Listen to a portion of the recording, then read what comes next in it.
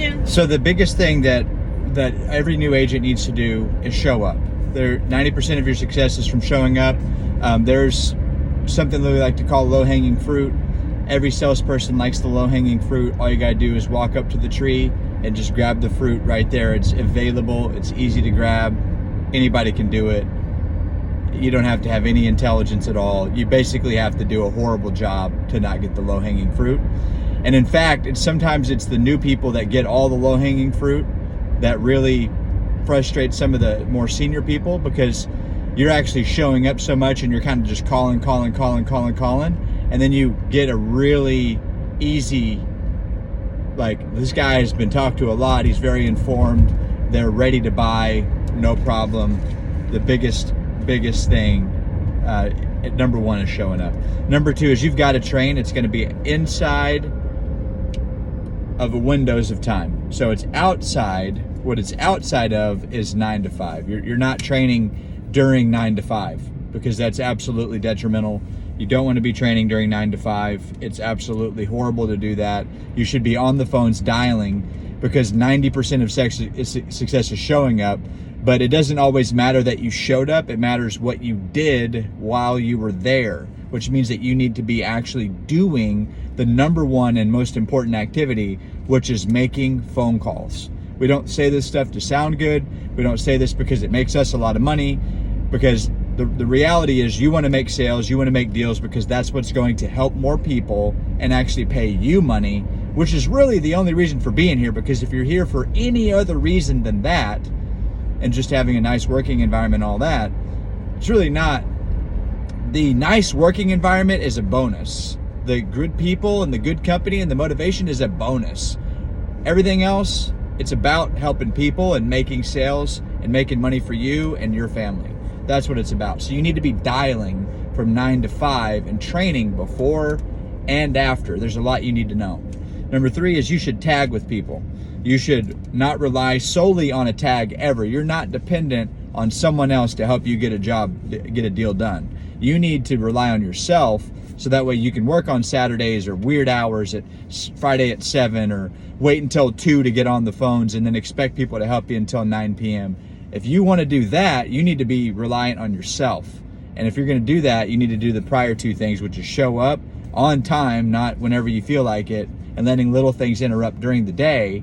But you need to actually show up and be there for those main hours of the day, and anything else you can do in addition to that is a bonus. Number four is you need to go above and beyond in creative ways, such as you need to use your cell phone, and you need to be willing to do that, whether you're a man or a woman, and you need to text people, and you need to email people, and you need to be willing to go on there and add them on Facebook. Why? Because if they are interested and they want your help and they want your trust, and they like you, and they're just a little bit reluctant to do something, well, then do something that most people won't do, which is text them, call them, email them, Facebook. Go above and beyond. That's what it takes. If it goes straight to voicemail, our number might be blocked, or maybe their phone's off, or you need to double dial because their phone's on do not disturb. It's really only those three things. If their phone is going straight to voicemail, then it's probably blocked. So you could take out your cell phone and call that number, boom, all of a sudden it's ringing. What do you know? They answer your cell phone call.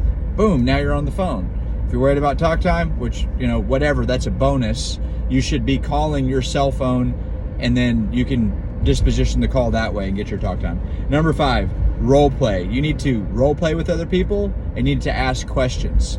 So whatever the hardest thing you're facing right now is, I'm not interested, I gotta talk to my kids, I gotta talk to my husband or my wife.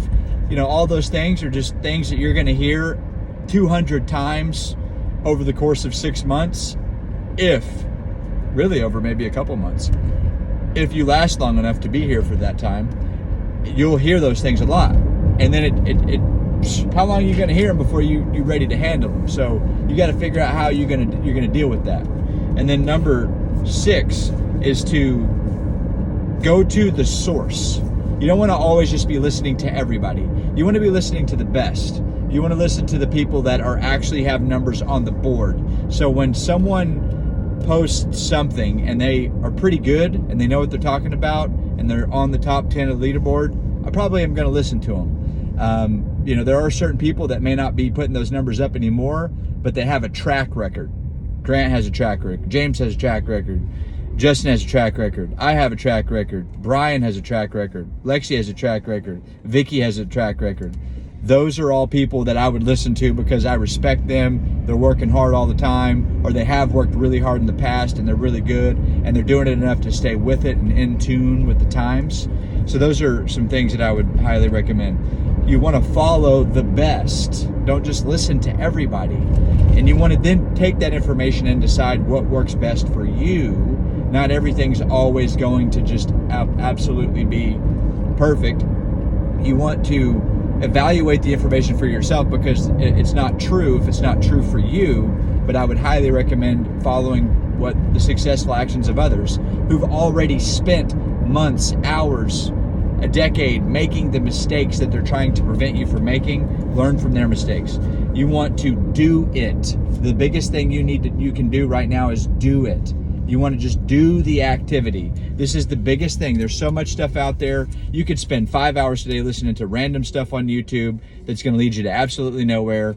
Are you trying to be a professional at one thing? Or are you trying to be a professional at many things? Because I can tell you right now, most successful people that I've studied over a decade or 15-year period is that they found one thing and they got amazing at it.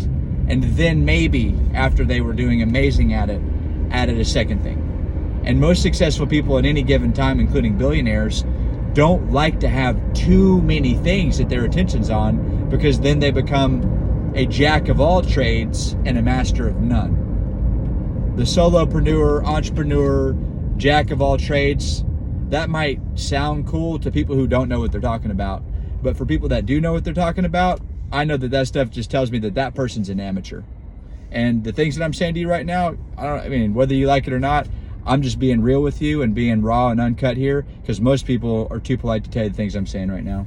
And then the next thing you want to do is never sacrifice quality with quantity. So you're not going to worry so much about quality as much as you should worry about quantity. The most important thing, number one, is quantity. Never hold back your communication so you can make it better. The fact that you're communicating at all is always better than zero communication. So if you're worried about what to say, don't. You're going to get better at what to say, and you're going to improve that. And that is, again, before 9 a.m. and after 5 p.m. And then the next thing is that you need to have word tracks. You do need to know some word tracks. Right now, like some of the things I'm saying to you right now, I've heard them, I've said them hundreds of times. So it just comes naturally to me.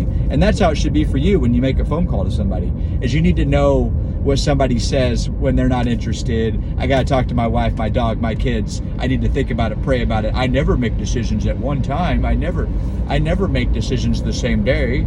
No, I need to think about it. My paycheck's in 2 weeks from now. All those things, you need to have some word tracks. Well, I don't know whether I want to do a funeral or cremation. Oh, all these different things. Be ready to have something to go for that. Tonality. I would have lost you 10 minutes ago if you're still watching this video if I didn't have any kind of tone to this thing. And I would be boring, and we've all had that professor. I don't need to beat this up, but you can work on your tonality. There are training videos out there, ones that are already put together that will help you. You need to have the script down better than anything. The script is like your Bible. Why do people talk about the script so much? Why does it even matter? Because it handles most of the objections that you will hear at the end of any presentation. So you need to know that script better than anything, because it already covers the most important things that you need to cover. Whether you agree with the words that are on there or you like them is beside the point. Number one, look at your numbers and then look at the top people's numbers, and then compare that, and then decide who you should listen to. Should you listen to the top producer, or should you listen to your new self in this job, even if you have a 10, 15 year track record in sales or whatever you had a track record in? Okay, so you need to be able to handle objections or realize when they're just complaining. That's a lot of money. I agree with you. Sign right there. I could never do that, Griffin. I could never say that. Why would you say that? No, I understand it's a lot of money. Let's just do it anyway. He's not saying he's not going to do it. He's just saying it's a lot of money. It's hot outside. Am I just going to go home and not enjoy the day at the beach with my family? Or am I just going to complain about it?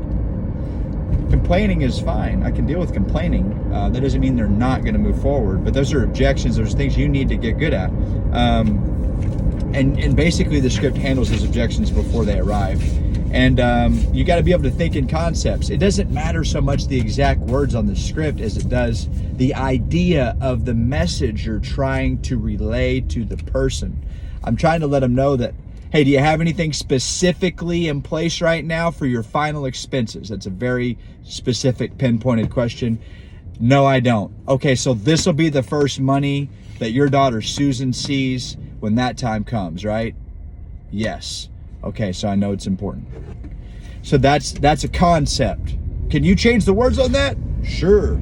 But it's a concept. It's the concept that matters. It's the idea. It's not the words. It's what it does to the person. It's what it makes them think about. They get the picture of the funeral. They get the picture of their daughter seeing the money. They realize my bank account has zero. I better do something.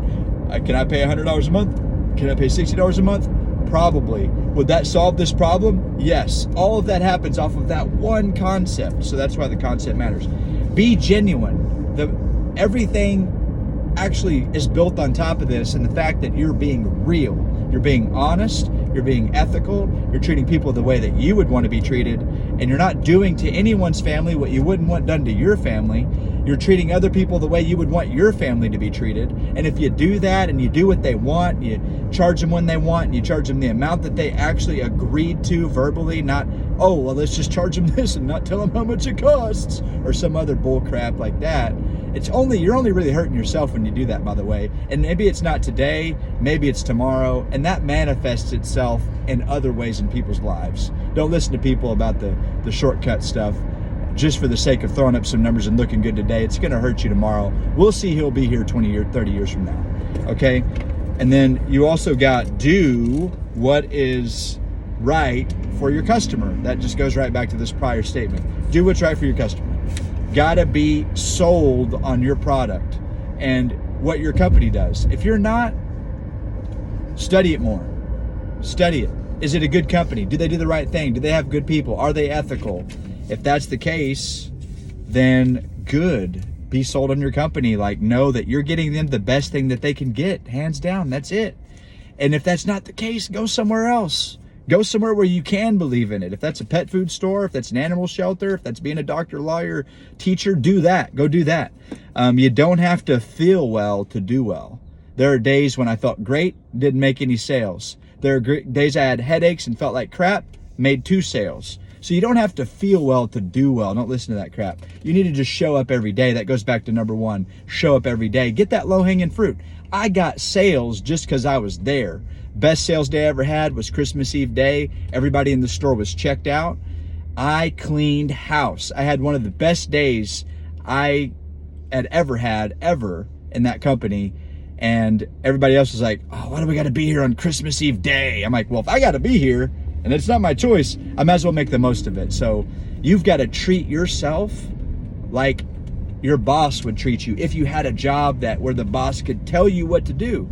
And that's why I do well with the discipline of my day, is because I act like I have to do it. You need to sign a contract with yourself that's a non-negotiable.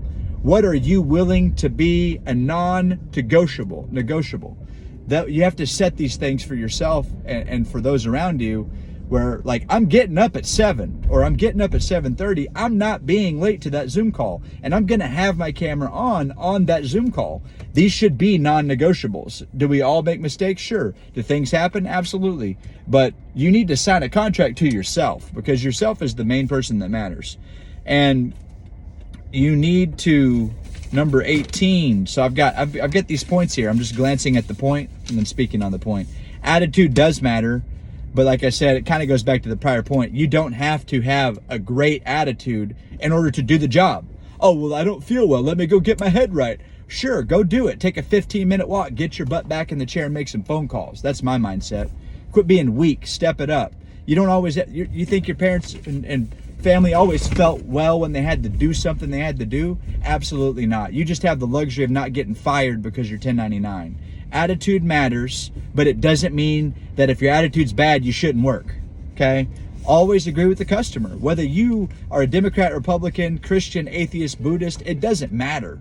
You can agree with the customer's right to think what they think. You don't have to always insert your opinion or be correct yourself.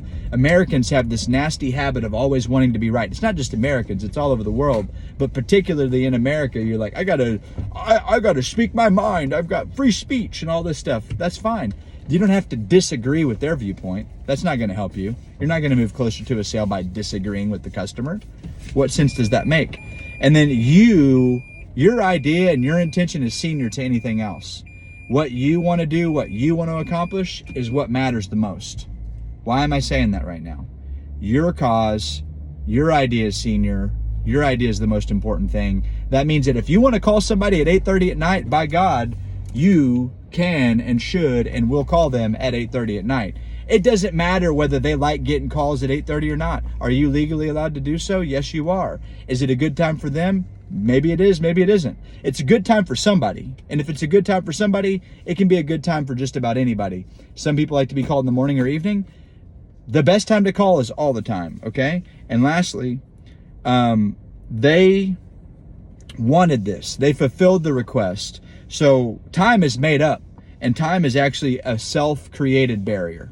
If you're in a room and you're doing nothing, time goes by really slowly. If you're in a room and you're doing a lot and everything's happening, lots going on, boom, time flew by. The only thing that gave you the idea that time moved quickly or slowly was the motion that occurred. So if there's a lot of motion, time goes by fast. If there's not a lot of motion, then time goes by slow. So with that being said, that is everything that I had. I gave you 20 points with some stuff in between. Hope you guys do well. Watch this again. I moved really fast. Study it again. I can break this down further into smaller bite-sized chunks, but this is the overall premise that underlies everything that you need to do in order to truly make it here.